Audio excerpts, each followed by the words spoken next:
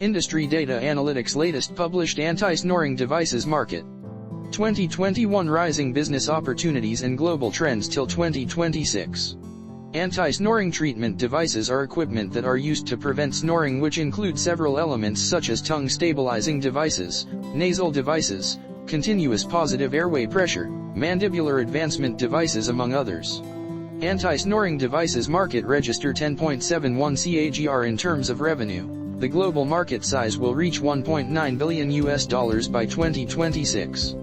A few of the important anti-snoring devices market players are AVEOTSD, Zippa, SnoreMeds, SnoreDoc, Snores, HiVox Biotech, Medsuyun, Syntec, and others.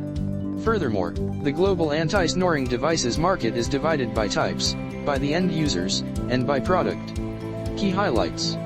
2021 The U.S. Food and Drug Administration authorized marketing of a new prescription-only device intended to reduce snoring and mild obstructive sleep apnea.